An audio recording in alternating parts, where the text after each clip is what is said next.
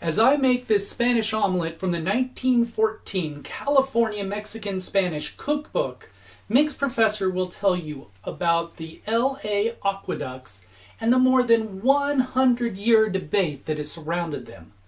But first, Mx Professor, please introduce the book. Gladly. The Martha Stewart of the early 1900s was Bertha Haffner-Ginger. She had lectured at and won medals in both the Chicago Columbian Exhibition in 1893 and the St. Louis, Louisiana Purchase Exhibition in 1904. In 1912, she was hired to head the Los Angeles-based Times School of Domestic Science.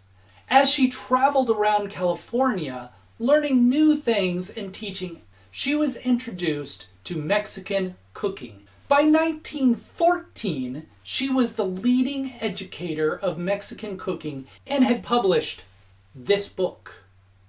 Is it authentic to the food of the time? She claims, "My 3-year stay in California has enabled me to learn how to prepare the very best dishes directly from the natives, both Mexican and Spanish." I will link below to Project Gutenberg, where you can see a digital copy of this book for free. I'll also include an Amazon affiliate link where you can purchase a paper copy of the book to thumb through on your own. Chef Jae, let's see that omelet. To make this omelet, you're going to need to fry up a slice of bacon. This recipe calls for 1 slice. Nah, I want 2 slices. For the filling, you will need a tablespoon of onion, minced, 1 clove of garlic cut into slivers, a tablespoon fresh minced green bell pepper, 1 tablespoon canned pimento, a tablespoon of parsley, 4 olives sliced, 4 raisins. I think perhaps they meant grapes in this recipe. 6 mushrooms sliced, 1 cup of tomato. I used 1 whole tomato. You could also use 1 cup of canned tomato, a teaspoon of flour, a teaspoon of chili powder, and a tablespoon of red chili sauce. I used sriracha. To make the filling, you fry up the bacon, set it aside, but keep the fat. Toss the onion into the fat and just let it cook until it's tender. A few moments later. Add the garlic, the bell pepper, the pimento, the parsley, olives, raisins, and finally the mushrooms. Cook that all up until it's done. A few minutes later. And then add that teaspoon of flour and the tomatoes. Cook that up for a few minutes.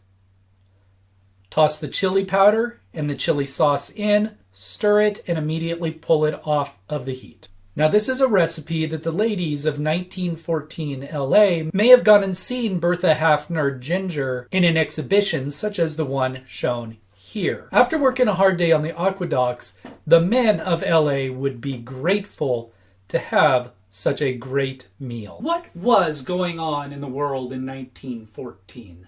The most well-known event was the June 28th assassination of Archduke Franz Ferdinand, the event that triggered the Great War, also known as World War I. Because this is the most significant event of the year, we'll ignore it for this episode. Sometimes when I begin a Making History project, I have trouble deciding on the history to talk about. This book did not make it easy for me. Some examples of things that I ran across are, in 1914, the subdivision of Beverly Hills was incorporated. Los Angeles is also home to the La Brea tar pits that house so many fossils. In Northern California, Mount Lassen began spewing smoke preparing for its upcoming eruptions. To the south, a revolution was occurring in Mexico. Instead of those interesting events, we will focus on the aqueducts of Los Angeles. These aqueducts are featured in so many LA-based movies.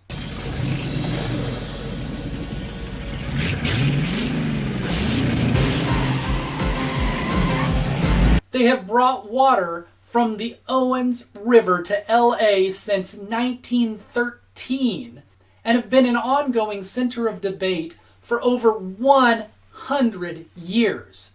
The 233-mile journey from the Owen River to Los Angeles brought in enough water to take care of a thriving metropolis.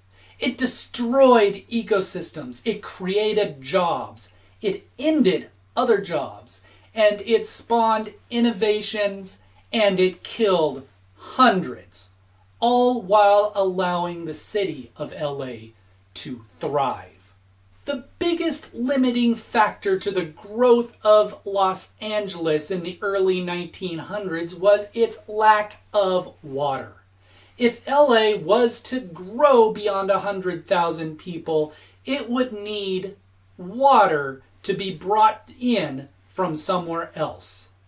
The aqueduct was envisioned, and some underhanded dealings took place to buy the land needed, keeping it from being used for the farmers who worked around the Owens River Valley. This project was mainly built with manpower, and that of mules and horses. At its peak, the project had 3,900 men working to complete this mammoth work. It did, however, use many steam shovels, an invention that had been around for more than 100 years at this point. It also brought about an ingenious new tool, the caterpillar. In fact, the term caterpillar for this track-driven vehicle is attributed to William Mulholland, the chief engineer, who apparently stated, "It crawls like a caterpillar." Let's see where Chef Jae is at, and when I come back, I'll talk about one of the inland lakes that was run dry by this aqueduct. To finish off the omelet, you will separate 2 eggs. Beat the egg whites until they're stiff, adding just a pinch of cream of tartar while they are whipping. As the whites are whipping, beat the yolks, adding in just a tablespoon of water and a pinch of salt for flavor. Once the whites are stiff, gently fold 3/4 of those whites into the yolks. In your omelet pan or skillet, melt butter or lard. Pour the egg mixture in, turning the heat to low. As the eggs cook, lift the edges to let the raw egg get to the bottom. When it's nearly done, place it in your oven with the broiler on for just a few minutes till it sears. Remove this from the oven and place it on a plate. Pour your filling on 1/2 of the omelet and fold it. Put the remaining whites to form a crown around the edge. Top with salt. Now put the plate back in the oven just long enough to brown it. I was afraid of overheating the plate, so I did not leave it in very long. Garnish with more pimento, olives, and if you like, some parsley. I did not have fresh parsley, so I left the parsley off. Serve it with toast and bacon. Wow, Chef Jae, that is looking great. William Mulholland and other moguls of LA had purchased the land around the southern part of the Owen River to get the water rights that they planned to sell to the city. This also stopped the federal reclamation project from running water to the residents of the local Owen Valley, where the water originated, and instead moved that water the 233 miles to LA. One of the immediate impacts of this was to lower the level of the Owen Lake from a huge inland lake to a dry lake bed full of dust storms. According to Meredith C. Reheis of the USGS, the lake fluctuated between 7 and 15 meters deep and had an area of about 280 square kilometers. But this did not last.